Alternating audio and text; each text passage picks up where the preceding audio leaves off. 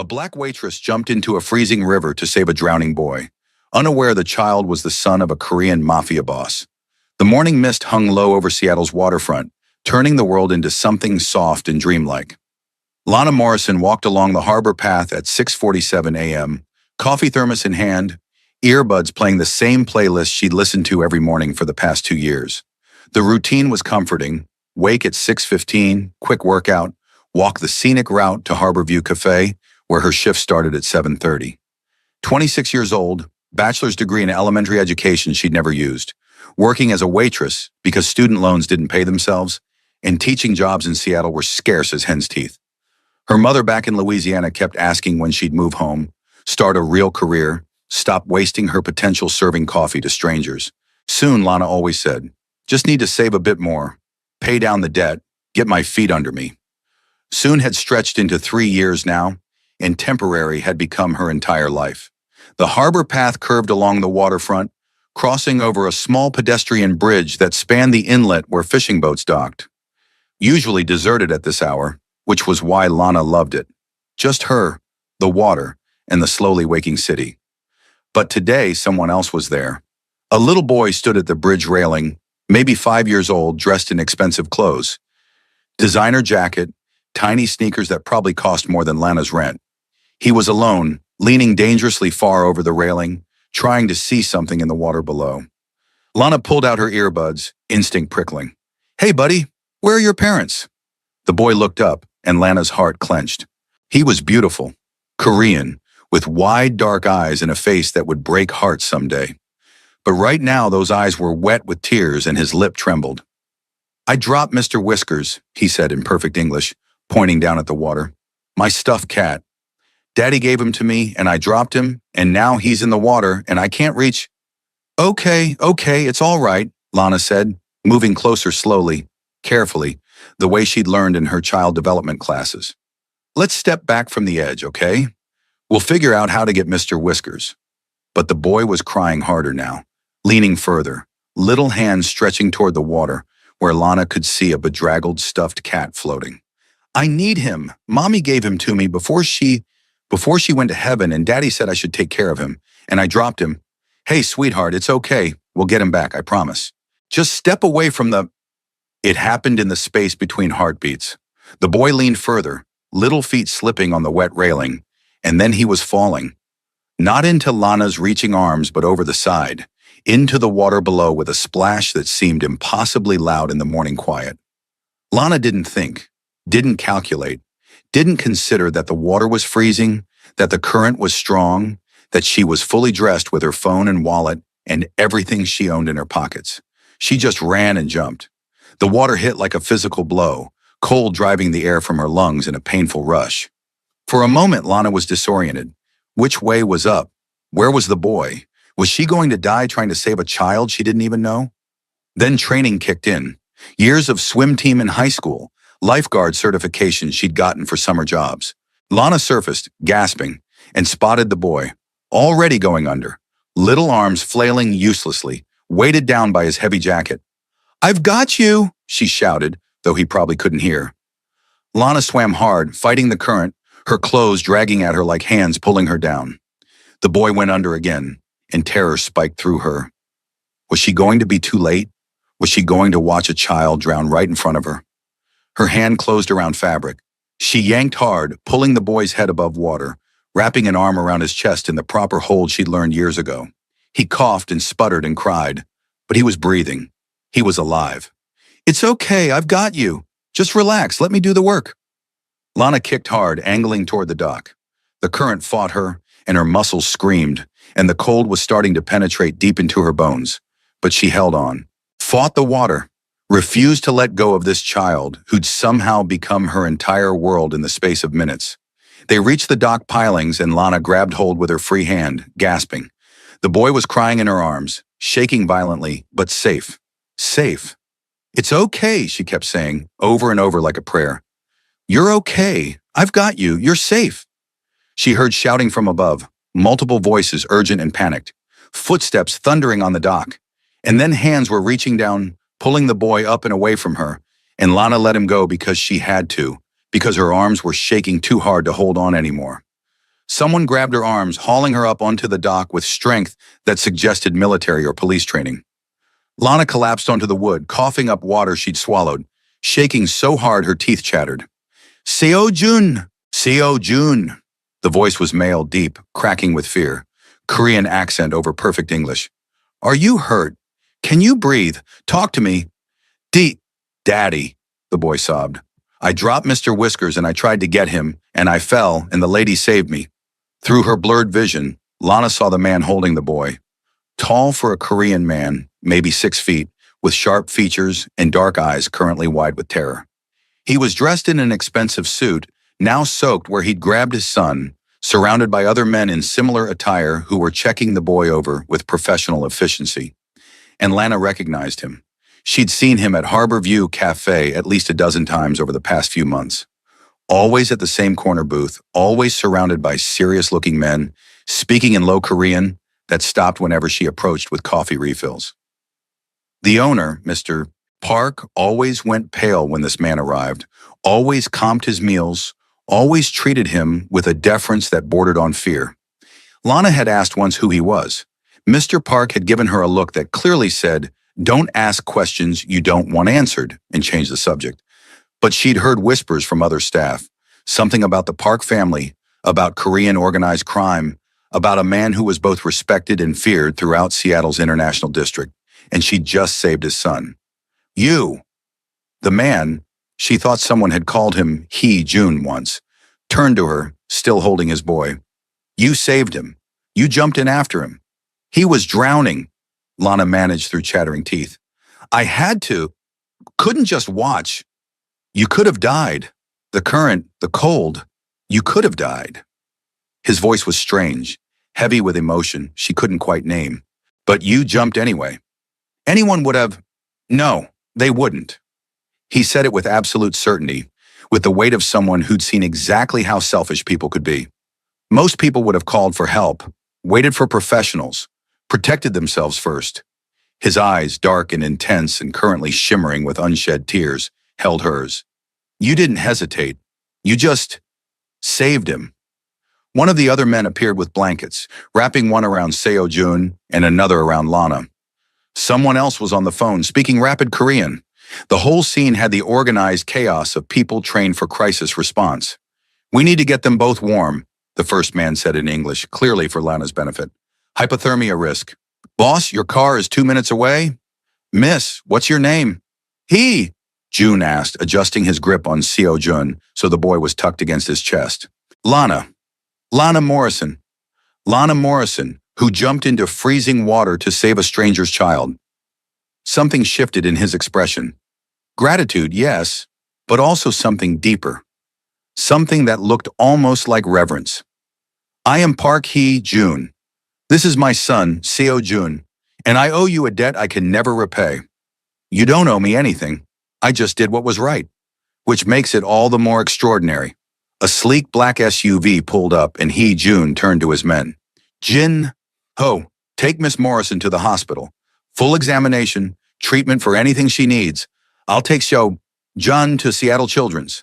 I don't need a hospital, Lana protested. I'm fine, just cold. I need to get to work. Work can wait. Your health cannot.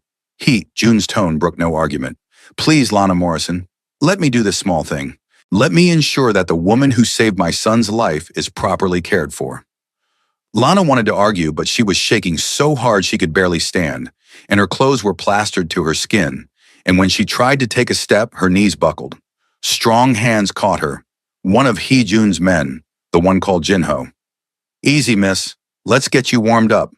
Mr. Whiskers, Seo Jun said suddenly, face crumpling again. Daddy, the lady saved me, but Mr. Whiskers is still in the water. I'll get him, another man said immediately, already shrugging off his jacket. Boss, I'll retrieve the cat.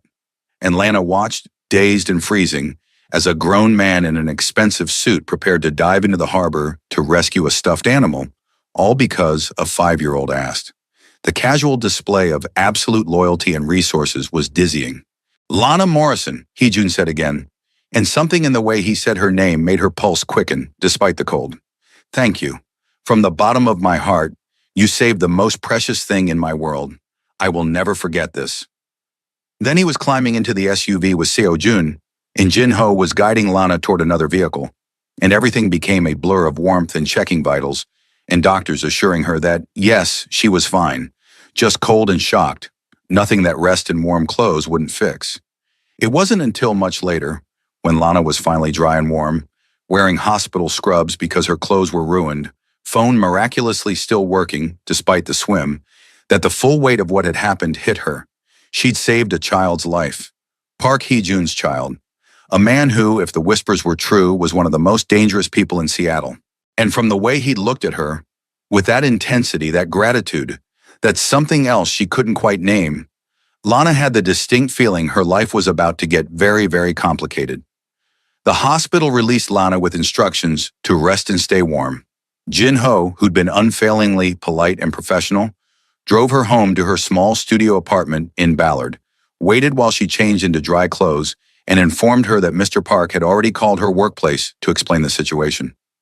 He did what? Lana asked, emerging from her bedroom in sweatpants and an oversized Howard University hoodie her dad had sent her.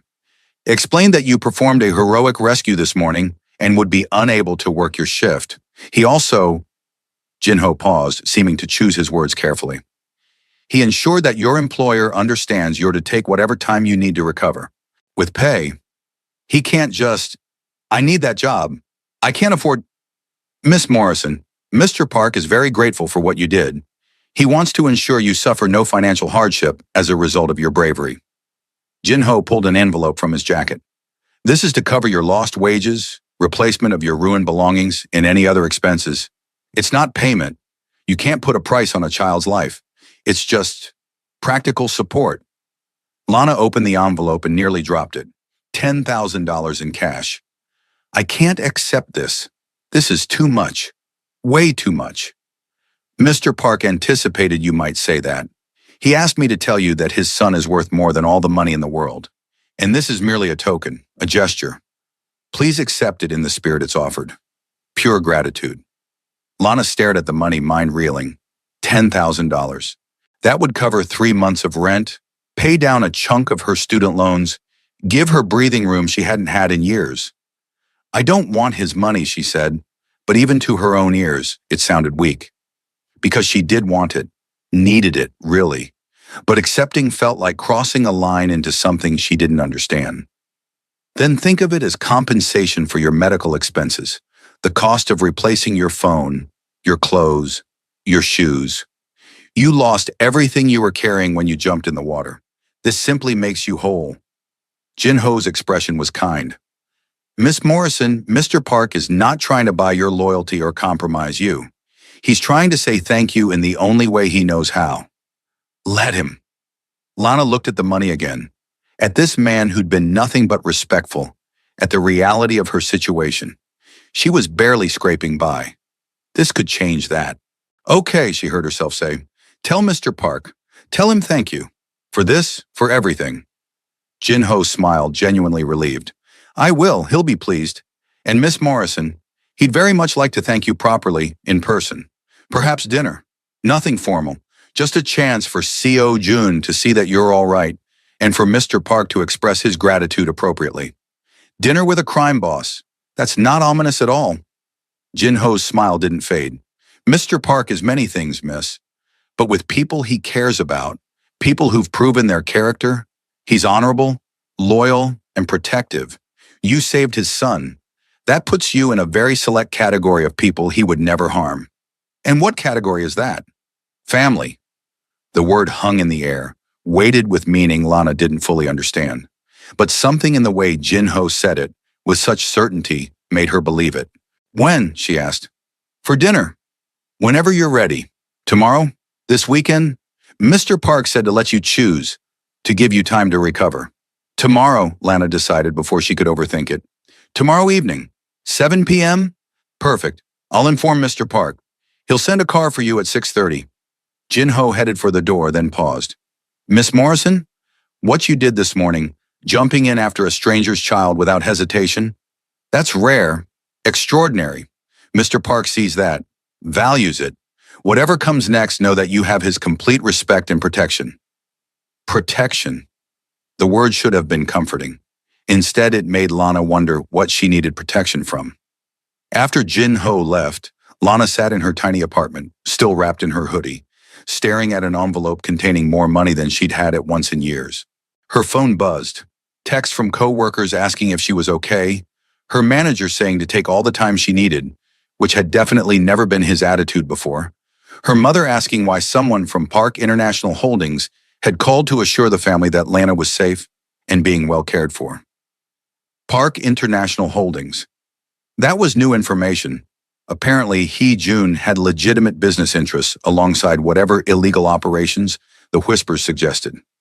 Lana pulled up her laptop and did what she should have done months ago when she first noticed the intense, handsome Korean man who made Mr. Park nervous. She Googled Park Hee-jun. The results were illuminating. Public-facing image. Wealthy businessman, owner of multiple successful companies, philanthropist who donated millions to immigrant support organizations and children's charities. The photos showed him at galas and charity events, always impeccably dressed, sometimes with a small boy at his side. Dig deeper into the Korean language forums and community blogs she had to run through translation apps, and a different picture emerged. Whispers of the Park family's real business, protection services, import-export operations that didn't always stay within legal boundaries, a network of influence and power that stretched through Seattle's Korean community and beyond. But nothing violent, nothing explicitly criminal, just implications, suggestions, the kind of carefully maintained reputation that spoke of power wielded behind closed doors. And there, buried in a 3-year-old article from a Korean-American newspaper, Lana found the tragedy. Park Hee-jun's young wife, Min Seo, killed in a car accident. She'd been 23. They'd married young, him at 23, her at 19. Their son Seo Jun had been just 2 years old when his mother died. The article had a photo, a beautiful Korean woman with kind eyes, holding a toddler who had his father's smile. The caption mentioned that Min Seo had been heavily involved in community service, particularly programs supporting immigrant children and domestic violence survivors. A young love story cut short by tragedy. A man raising his son alone while running a complicated, possibly dangerous business. And now somehow, Lana had become entangled in their lives by doing nothing more than what her conscience demanded. She thought about canceling dinner, about putting distance between herself and this complicated, dangerous man, about going back to her safe, predictable life of serving coffee and avoiding risk. But she kept seeing Seo Jun's face, the terror in those dark eyes as he went under, the way he'd clung to her afterward, small body shaking with cold and fear. The way Hee-jun had held his son like he was the entire world. One dinner, to make sure the boy was okay, to accept proper thanks, then back to normal life. Lana told herself that all evening, through a hot shower and early bed, and restless sleep full of dreams, where she was swimming and swimming, but never quite reaching the boy drowning just ahead. She almost believed it. The car that arrived Tuesday evening at precisely 6:30 was sleek, expensive, and driven by a different man than Jin Ho. This one younger, with a kind smile and an introduction as Tae-min, Mr. Park's driver. Lana had agonized over what to wear, finally settling on a simple navy dress that was nice without being fancy, appropriate without suggesting this was a date, because it wasn't a date. It was dinner with a grateful father, that's all. The drive took them out of the city, into the hills overlooking Puget Sound, where houses became estates and driveways required security gates. Timon pulled up to a modern masterpiece, glass and steel and clean lines, with floor-to-ceiling windows offering breathtaking views of the water. "Mr. Park is waiting inside," Taemin said, opening her door with practiced courtesy. "Welcome, Miss Morrison." Lana's palms were sweating as she approached the front door. Before she could knock, it opened, and Hee-jun stood there. He looked different than at the dock. Still tall, still imposing, but dressed casually in dark slacks, in a soft gray sweater that made him seem more human, less intimidating. And his smile when he saw her transformed his entire face from stern to warm. "Lana Morrison," he said, and again something about the way he said her name made her pulse quicken. "Thank you for coming. Please come in." The interior of the house was stunning, modern and clean but warm, with Korean artwork on the walls and family photos scattered throughout. Lana caught glimpses of a younger Hee-jun with his late wife, of Seo-jun at various ages, of what looked like extended family gatherings. Seo-jun is in the living room, Hee-jun said, guiding her through the space. He's been asking about you constantly since yesterday. When is the brave lady coming? Is she okay? Can we say thank you? I think he's worried he didn't thank you properly. They entered a spacious living room where Seo-jun sat on the floor, building something elaborate with Legos. When he saw Lana, his whole face lit up. You came! Daddy said you'd come, but I was worried you'd be too scared of the water now and wouldn't want to see me, because I made you jump in. The words tumbled out in a rush. Lana knelt beside him immediately. Hey, buddy, of course I came. And I'm not scared of the water. I'm a really good swimmer, remember? That's how I could help you. You saved me, Seo-jun said, voice going quiet and serious. Daddy says you're a hero, that you didn't even think. You just jumped in because I needed help. Well, you needed help, so I helped. That's what people do for each other. Daddy says not everyone does that most people would be too scared or too busy. Seo-jun looked up at her with those impossibly large dark eyes. But you weren't. You saved me and got Mr. Whiskers back. One of Daddy's men got him. He's all clean now. And you're here even though you probably think we're scary. The kid's perception was sharp. Lana glanced at Hee-jun, who was watching them with an expression she couldn't quite read. You're not scary, Lana said to Seo-jun. You're a little boy who had an accident and got scared. That's not scary, that's normal. But Daddy's scary sometimes. People are scared of him at school when he comes to pick me up. They whisper and look worried. Seo-jun said it matter-of-factly, like this was just a normal part of his life. Are you scared of Daddy? Lana looked up at Hee-jun again. He stood very still, clearly curious about her answer, but not interfering. Your daddy's impressive, Lana said carefully.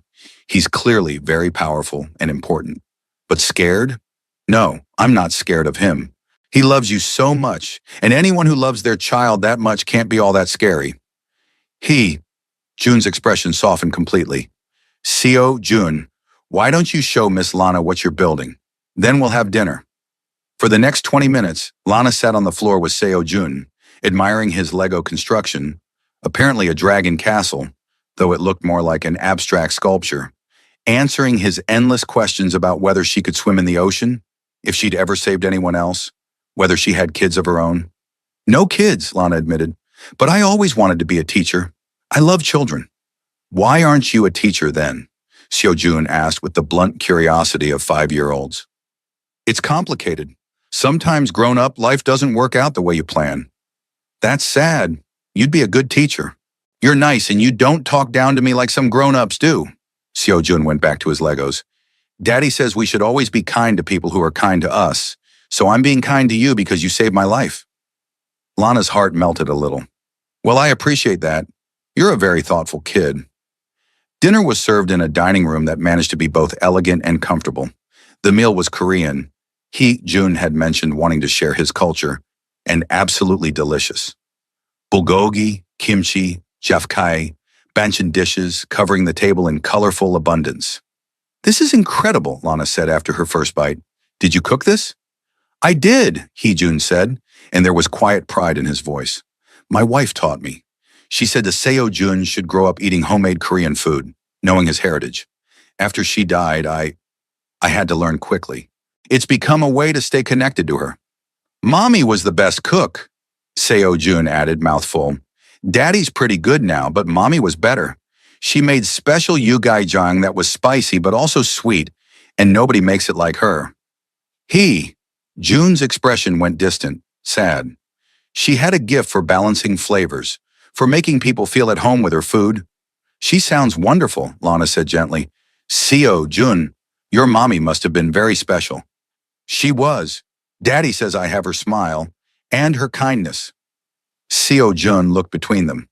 Daddy's kind too, but people don't see it because he has to be tough for work. But he's really nice. He reads me stories every night and checks for monsters under my bed, even though we both know there aren't any. And he lets me pick the music in the car, even when I want to listen to the Frozen soundtrack for the millionth time. Jun's ears went slightly red. Seo-jun, Miss Lana doesn't need to hear about... I think it's sweet, Lana interrupted, smiling. My dad used to let me play the same Destiny's Child CD on repeat for our entire road trip to Disney World. Good dads do things like that. Are you close to your parents? June asked.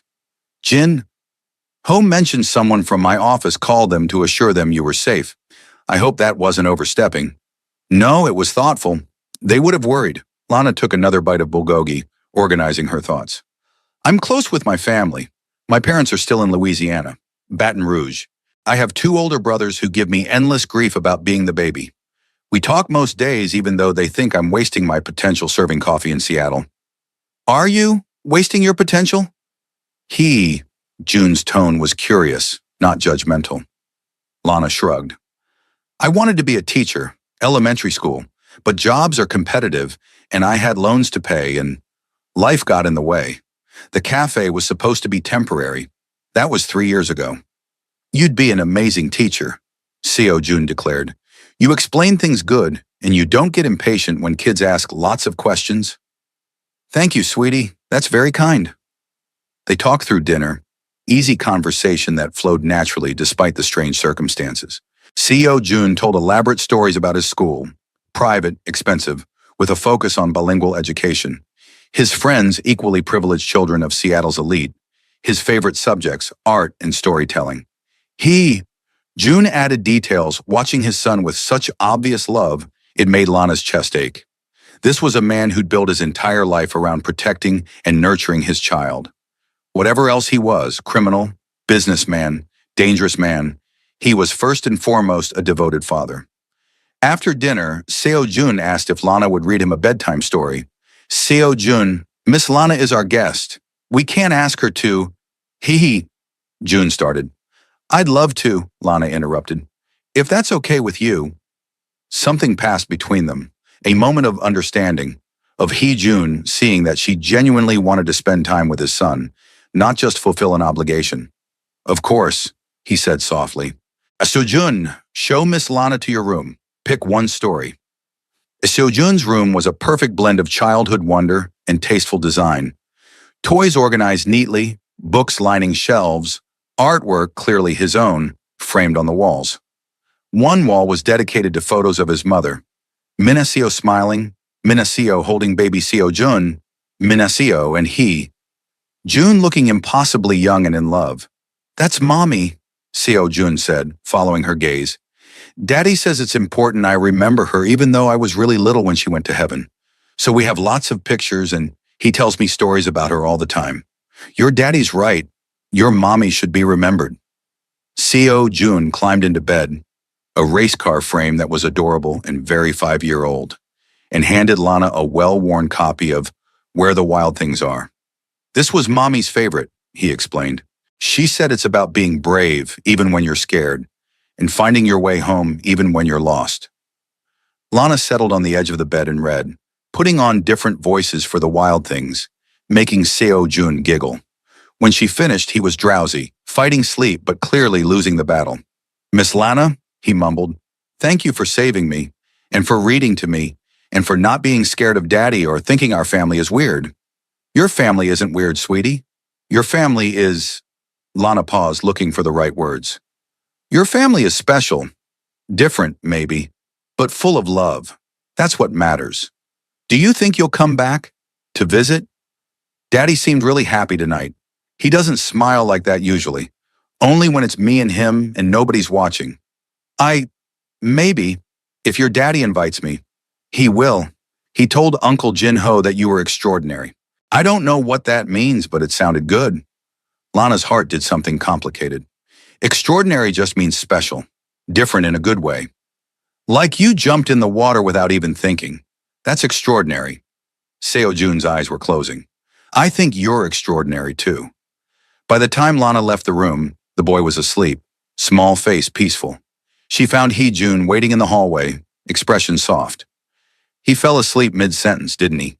June said, not really a question. He fought it hard, but yeah, out like a light.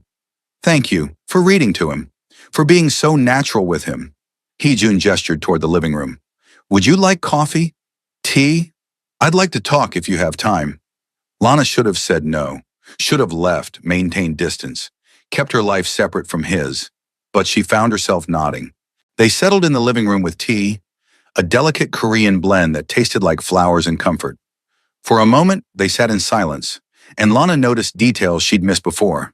The way Hee-jun's whole body was oriented toward the hallway where his son slept, the careful organization that spoke of a single parent managing alone, the photos that showed a man who'd built his entire life around protecting one small boy.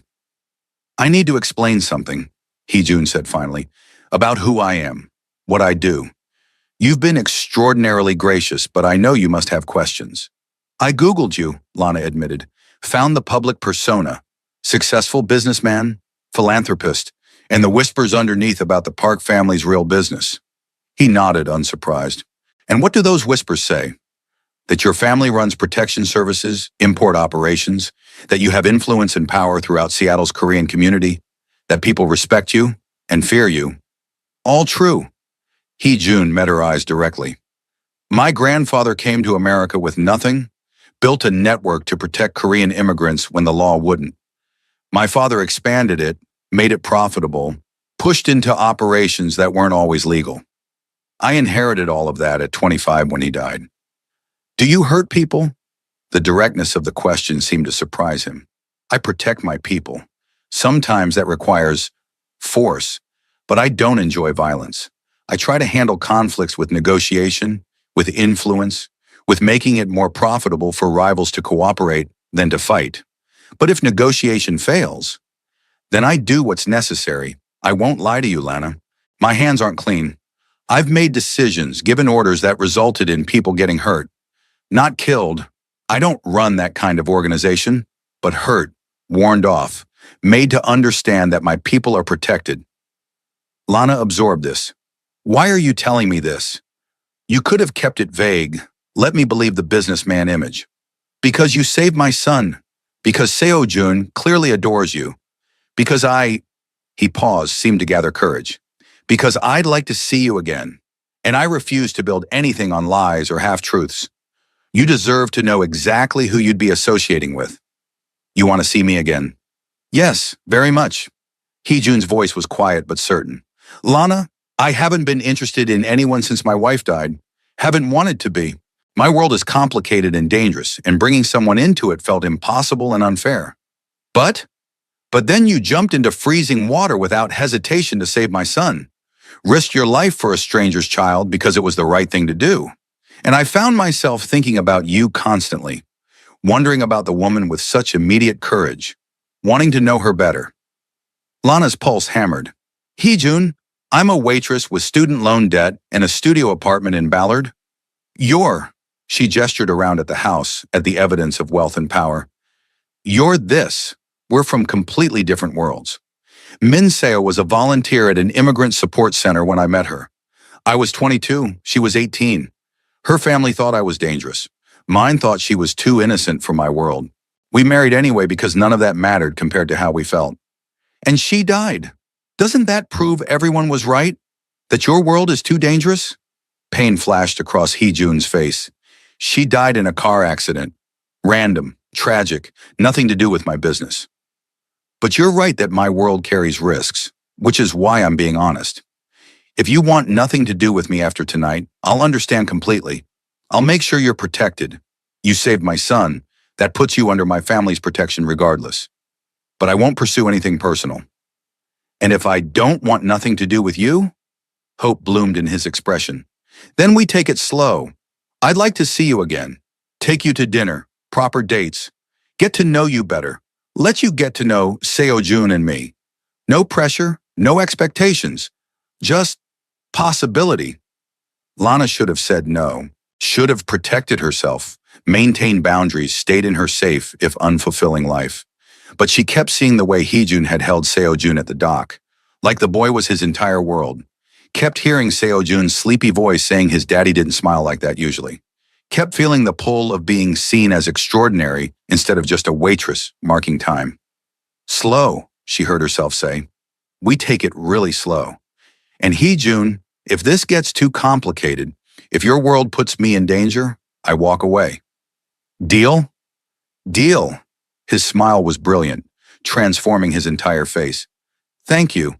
for giving this a chance, for being open to possibility. Don't make me regret it. I'll spend every day trying not to. Heejun drove her home himself that night, Taemin following in the other car.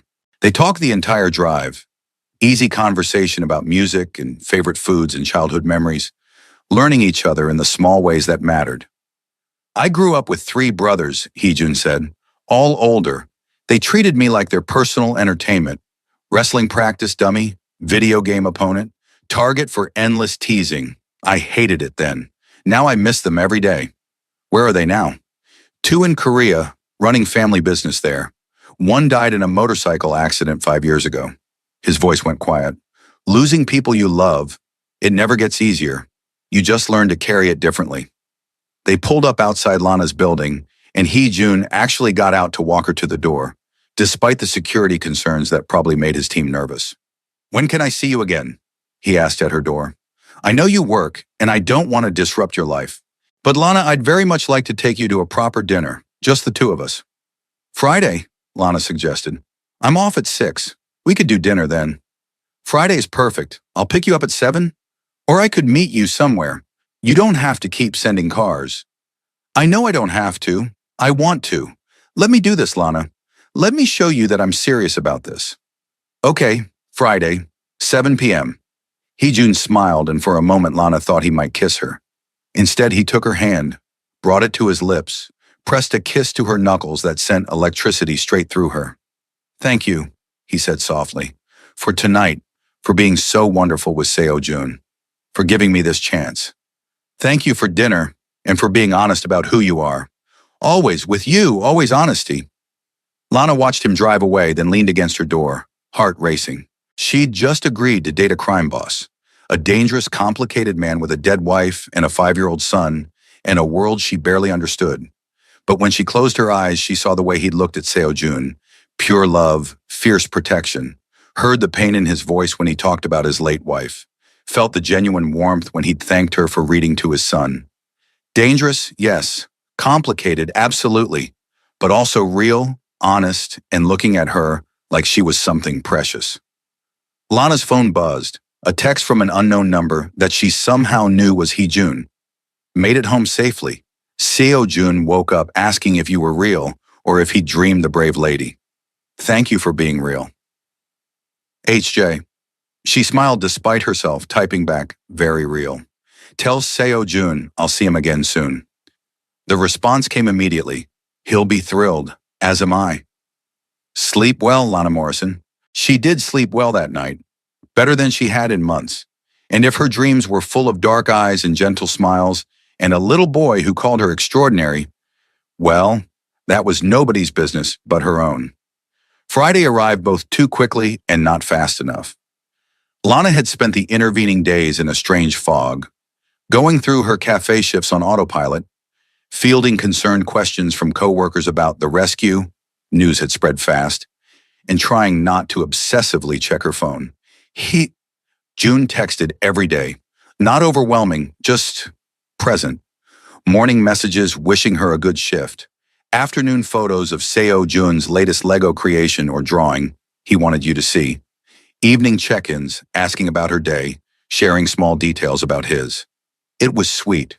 Surprisingly normal for a man who wasn't normal at all. Friday evening, Lana spent an embarrassing amount of time getting ready. She'd enlisted her coworker Maria's help, resulting in a shopping trip that had yielded a beautiful emerald green dress that made her brown skin glow and hugged her curves in ways that made her feel confident. Girl, that man is going to lose his mind, Maria had declared in the dressing room. You look gorgeous. Now waiting for 7 p.m., Lana studied herself in her tiny bathroom mirror and hoped Maria was right. Not that she was trying to drive Heejun crazy, just wanted to look nice for herself, obviously. At precisely 7 p.m., her phone buzzed. I'm downstairs, take your time. Lana grabbed her purse, did one final check, and headed down. Hey! June stood beside the car, not the SUV from before, but a sleek sedan, dressed in dark slacks and a dark blue button. Down that made his eyes seem even more intense. When he saw her, his entire expression transformed. Lana, you look... Stunning doesn't begin to cover it. Heat flooded her cheeks.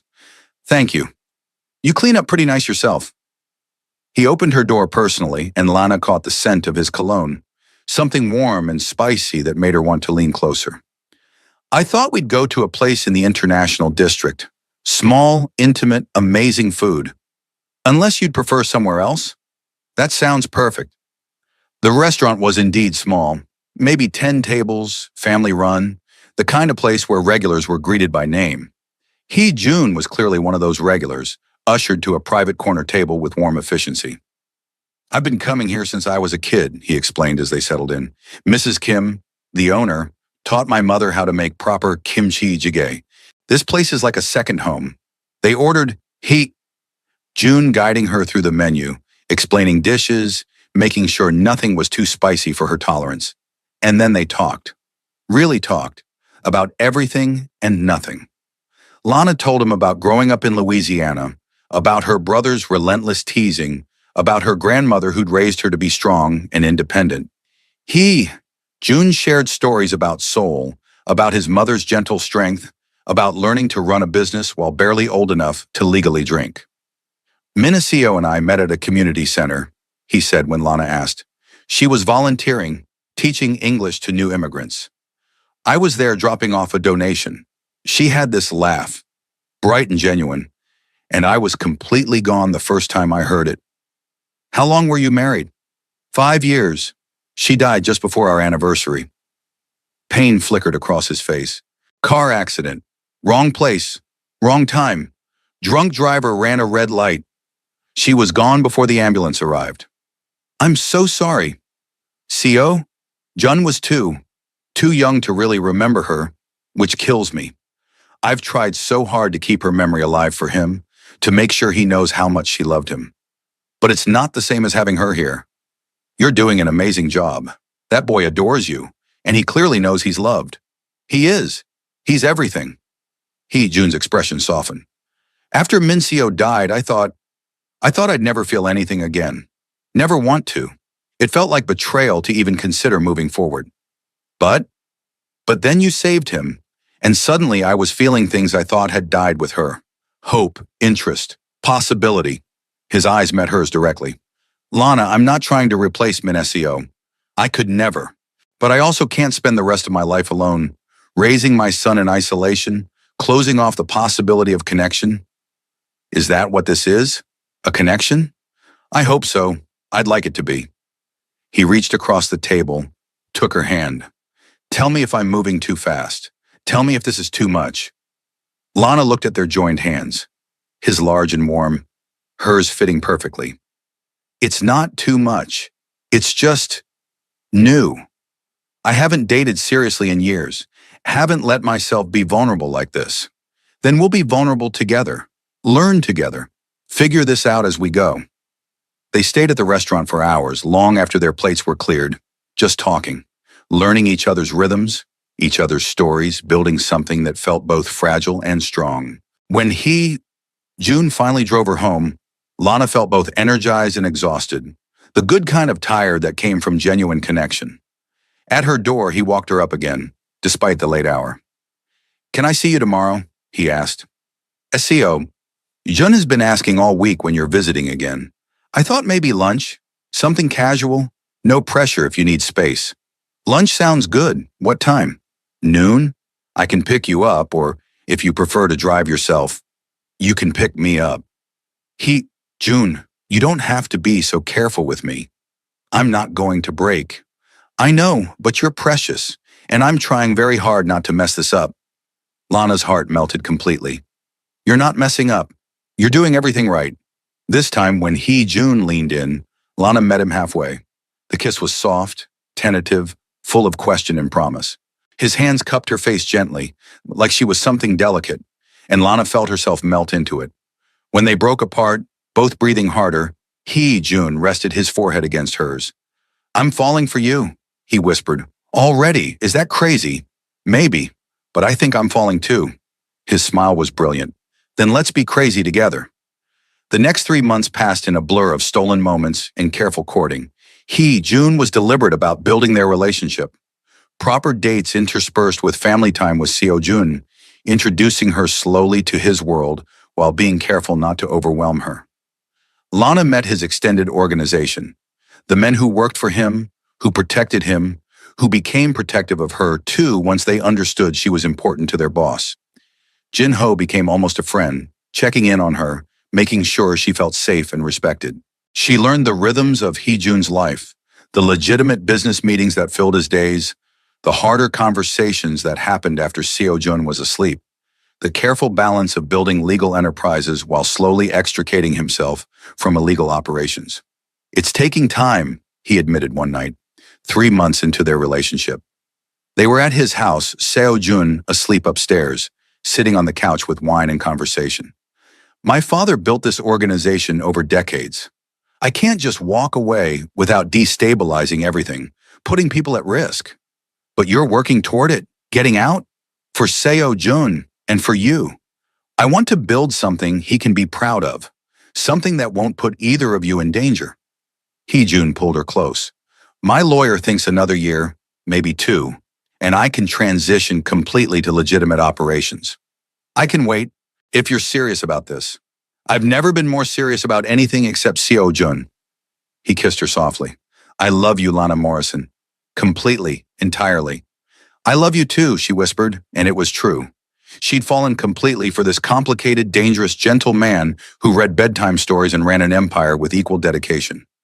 At 4 months, Hee-jun asked her to move in. "Not because it's expected or because I'm trying to rush things," he said, nervous in a way she'd never seen him. "But because Seo-jun asks when you're coming home every night, you're not here. Because I sleep better when you're beside me. Because I want to build a life with you, and that starts with sharing space." Lana said yes. The transition was surprisingly easy. Her studio apartment fit into his house without crowding, and suddenly Lana had space, room to breathe, to create, to be. She enrolled in teaching certification classes, using the financial stability Hee-jun provided to finally pursue the career she'd abandoned. Seo-jun was thrilled. "You live here now, forever. If that's okay with you. It's the best thing ever. Now you can read me stories every night and help with my homework and teach me how to swim better so I'm never scared of water again." And Lana found herself sliding into a role she'd never expected. Not quite mother, but something close. Someone Seo-jun trusted and loved, who loved him fiercely in return. At 6 months, Hee-jun proposed. They were at the dock where it all began, early morning, just the 3 of them. Seo-jun handed her a box with a ring, beautiful, elegant, clearly chosen with thought and care. "Marry me," Hee-jun said simply. "Build a family with us. Let me spend the rest of my life trying to deserve you. You already deserve me. And yes, absolutely yes." Seo-jun cheered, and Lana found herself crying and laughing simultaneously, being pulled into a group hug that felt like coming home. They married quietly 3 months later. Small ceremony, close family only, Seo-jun as ring bearer taking his job incredibly seriously. Lana's family flew in from Louisiana, initially skeptical of her businessman fiancé, but won over by his genuine love for their daughter and his devotion to Seo-jun. "He's good to you," Lana's mother whispered at the reception. "I see how he looks at you, like you hung the moon. Hold on to that, baby." "I will, Mama. I promise." Their first year of marriage was adjustment and joy in equal measure. Lana finished her teaching certification, got hired at Seo-jun's school teaching 1st grade. Jun continued transitioning his business, slowly but steadily moving toward complete legitimacy. And Seo-jun thrived, confident, happy, calling Lana Mom more and more frequently until it was just natural. Lana never tried to replace Seo, keeping her memory alive through stories and photos and the traditions she'd started, but she built her own relationship with the boy who'd somehow become her son. At their 1-year anniversary, Lana told Hee-jun she was pregnant. His reaction was pure joy, lifting her up, spinning her carefully, laughing and crying simultaneously. "A baby! We're having a baby! Seo-jun's going to have a sibling. He's going to lose his mind. He's been asking for months when he could have a little brother or sister." They told Seo-jun together that night. The boy, now 7 years old, growing into his features, was ecstatic. "I'm going to be a big brother. I can teach them everything, and protect them, and show them all my Legos." You're going to be an amazing big brother, Lana assured him, pulling him close. Their daughter was born 7 months later, healthy, beautiful, with Lana's skin and Hee Jun's eyes and a cry that could wake the entire house. They named her Min-ha, honoring Hee, Jun's late wife, while giving their daughter her own identity. Min-seo would have loved her, Hee Jun whispered, holding their newborn daughter with tears streaming down his face. Would have loved you, would have been so grateful that you saved our son and gave us this beautiful life. I like to think she brought us together, Lana said softly, led me to that bridge at exactly the right moment, gave me the courage to jump. Then I owe her everything. Hee Jun kissed Lana gently. And I owe you everything too, for saving Seo Jun, for loving us, for building this impossible, perfect life with me. By the time Min-ha was 6 months old, Hee Jun had completed his transition. The Park family operations were entirely legitimate. Real estate, import-export of legal goods, investments and holdings that could withstand scrutiny. He divested from anything questionable, set up his former associates with legitimate opportunities, and built an empire he could be proud of. It's done, he told Lana one night after both children were asleep. Everything's legal, clean. Our kids will inherit businesses, not criminal operations. They'll be safe. I'm so proud of you, Lana said, meaning every word. I know how hard this was, how much you sacrificed. I sacrificed nothing that mattered, and I gained everything. He pulled her close. A wife I adore, children I'd die for, a life I never thought I'd have again. All because you dove into that river without hesitation? Lana smiled, thinking back to that morning that felt like a lifetime ago. Best decision I ever made. Second best, Hee Jun corrected. The best was saying yes when I asked you to dinner. Fair point. They stood together at the window, looking out at the city lights, at the life they'd built from one moment of courage. Upstairs, Seo Jun slept with his little sister's crib beside his bed. The protective big brother already watching over her like Hee Jun watched over all of them. Thank you, Hee Jun whispered into Lana's hair, for diving in, for saving us, for being brave enough to build this with me. Thank you for being worth diving in for. And standing there in the home they'd built together, with their children sleeping upstairs and a future full of possibility stretching ahead, Lana understood that sometimes the biggest risks brought the greatest rewards. Sometimes all it took was the courage to jump.